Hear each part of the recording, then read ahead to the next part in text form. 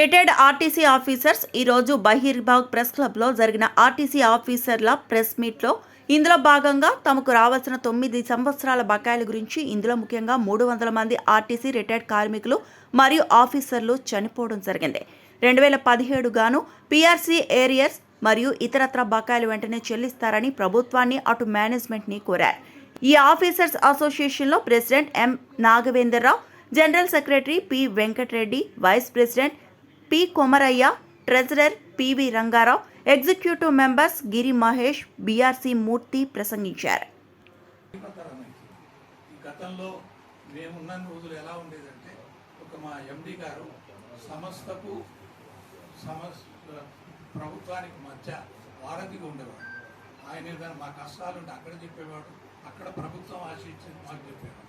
ఇప్పుడు ఆ వారధి పాత్ర నిర్వహించవలసిన యాజమాన్యం మా చేతిలో ఏం లేదండి అంటున్నాం.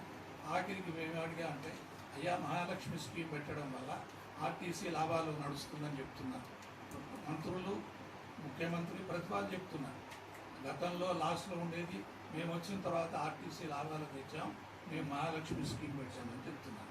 జరుగుతున్న విషయం ఏంటంటే మహాలక్ష్మి స్కీమ్ కింద ప్రతి నెల 500 కోట్ల రూపాయలు ప్రభుత్వం ఆర్టీసీకి బకాయి ఉంటే అందులో 300 కోట్లు ఇస్తున్నారు.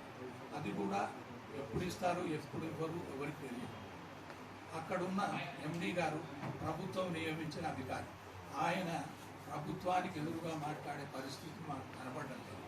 ఆయన నేనేమన్నంటే నా పైన ప్రభుత్వం ఏమని అనుకుంటున్నామో అని మమ్మల్ని సర్ది పంపించడమే కానీ మా సమస్యకు పరిష్కారానికి వారికి ఉపయోగం లేదు. వారికి చెప్పాను, అయ్యా మేము గతంలో ఈడీ ర్యాంక్ ఉద్యోగులు ఉన్నాము, ఇందులో డిఎం నుంచి డివిఎం, ఆర్ఎం, ఈడీ అన్ని స్థాయిల వారు, junior scale, senior scale, HOD and ED ఇన్ని స్థాయిల అధికారుల నుండి మాకు యాజమాన్యం ఎలా నడుస్తుంది అన్నీ తెలుసు.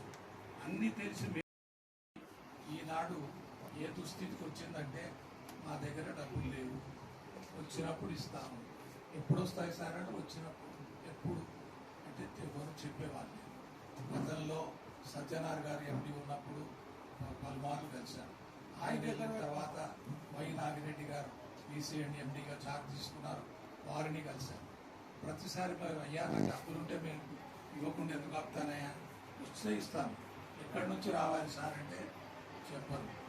ఆర్టీసీ ఆర్థిక సంక్షోభంలో ఉంది అంటారు. ఆర్టీసీ మరిన్ని అప్డేట్స్ కోసం మా ఛానల్ని సబ్స్క్రైబ్ చేయండి.